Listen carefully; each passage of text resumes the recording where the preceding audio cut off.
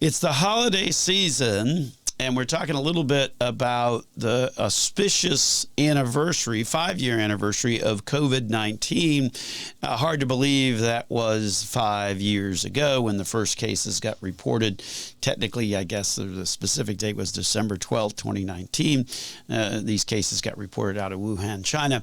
How this relates to your investments is that there was a recent study done looking at the years pre-COVID, the 5 years pre-COVID versus the 5 years post-COVID. And the reality is that what the study determined was that investors as a whole during the 5-year post-COVID period have really experienced a pretty significant increase in taking riskier bets and trading much more inefficiently, which is obviously undermining investor returns. The reality is that market timing, thinking that you're going to hop in, hop out whenever, kind of your spirit moves you, is never a good strategy. And there's been a ton of studies over the years that have concluded that the reality is that if you're doing that, you are significantly underperforming and getting much less return than you really should be over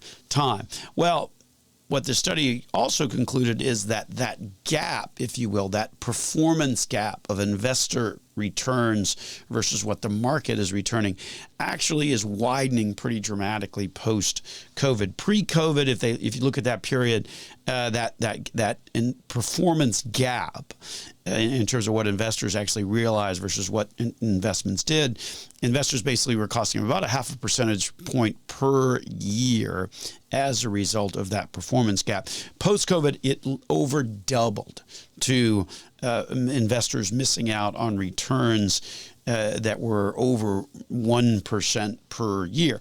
And when you hear those numbers, you say, well, that doesn't sound like much. But if you take that out over a 10-year period of time, that means you got 15% less money at the end of said 10-year period of time, which obviously is material. Certainly seems like post-COVID, the willingness to make quick decisions or kind of looking for that quick buck has really spiked and remains high for investors and continues to remain high for investors. And what probably isn't helping, right, is the proliferation of resources that encourage active trading and all these internet forums, the Reddit, Wall Street Bets forum. I mean, all of that that comes with the hype surrounding that is not helping investors to actually achieve investment results. And obviously what the study concludes is that it has in fact been much more detrimental over the course of the past few years. So be careful with that. The worst thing you can do is think that you're going to hop in, hop out over time. You might get that right every now and then, but over time, it's going to have a significant negative effect on your performance. So it's the holiday season, right? And maybe you're trying to get your shopping done. There's always one or two people or more that, just impossible to buy for. Maybe you just don't have the time or you don't really have any ideas for it. So you resort to the one gift that, everybody kind of likes, that never goes out of style, and that is cash, right? Everybody likes that, spend it everywhere. But oftentimes we get questions on the tax implications of what those gifts might mean. So I want to dig into that a little bit in this segment of the program.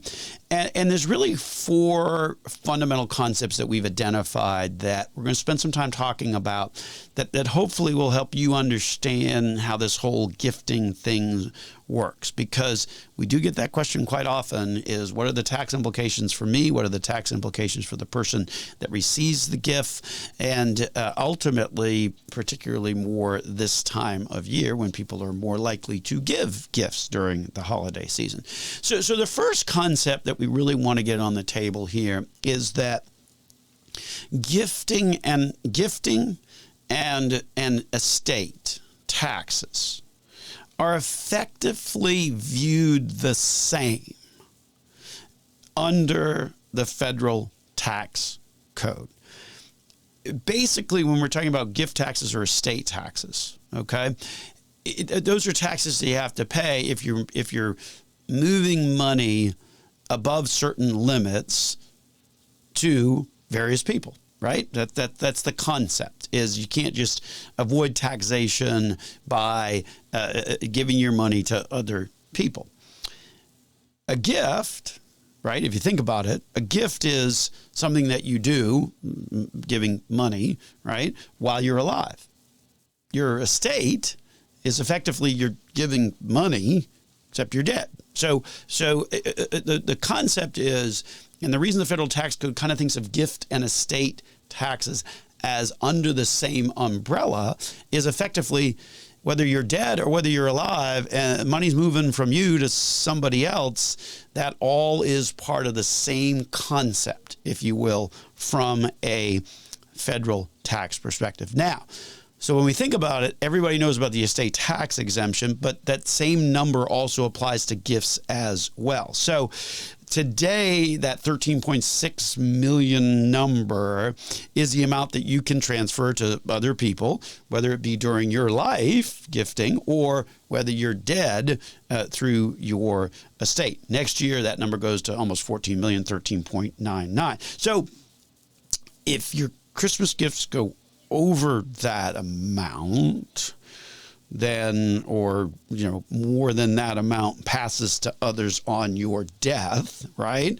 Then you're going to owe gift/estate taxes. So if you're giving a gift that size, well, that's, good on you. But that's kind of how you sort of need to think about it. Gift and estate taxes are ultimately treated under the same umbrella for federal tax purposes.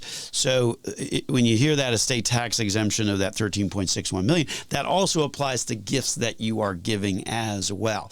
And so the gifts that you give in your lifetime ultimately reduce down that estate tax exemption that you get. So it's kind of like a running scorecard, if you will, where you get today you get 13.61 million to play with. And ultimately, if you're giving sizable gifts, then that 13.61 number comes down so that when you die, what ultimately is getting given to others then is capped out at that lesser amount. So bottom line on that, you need to think about the fact that estate and gift, same kind of concept from a federal tax perspective, and but you got to get above some pretty big numbers before there's really any immediate tax issues. So that's the first concept that we wanted to kind of start with in terms of talking about this. The second concept is that a gift is any transfer where if you're the giver, right, you don't get full compensation back